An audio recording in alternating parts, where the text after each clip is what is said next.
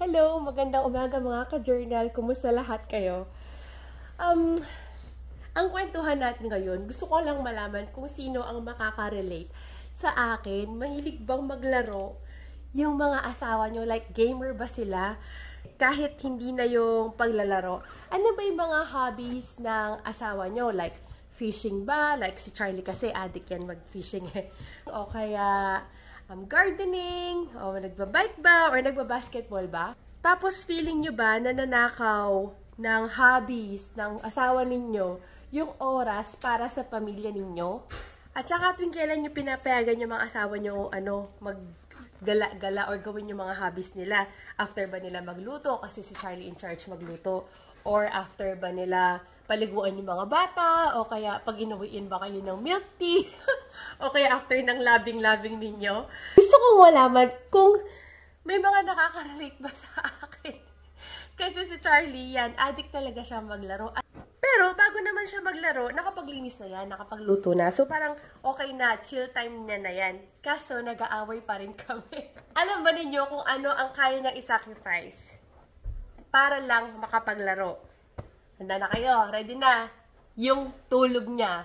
Which is, for me, is very important. Kasi lahat ng tao kailangang matulog, kailangang magpahinga. Siya, sinasabi niya sa akin, yung daw stress reliever niya is maglaro instead of matulog.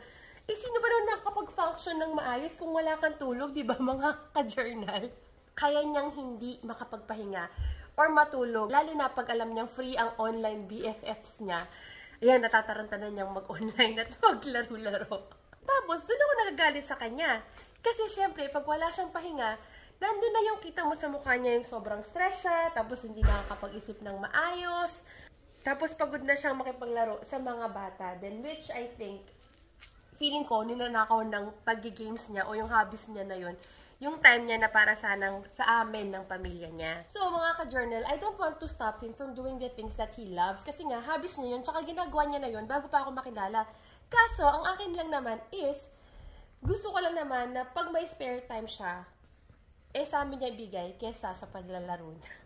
Kasi parang, ayun nga, nauwi sa away, sino nakaka-relate sa akin? Or, tuwing kailan nyo ba pinapayagan ang mga asawa nyo, or gano'ng kadalas nyo pinapayagan yung mga asawa nyo na gawin yung hobbies nila? Gano'ng kadalas ang minsan? Yan ang tanong ko. Don't get me wrong, hindi ako galit kay Charlie at hindi kami LQ. Gusto ko lang malaman.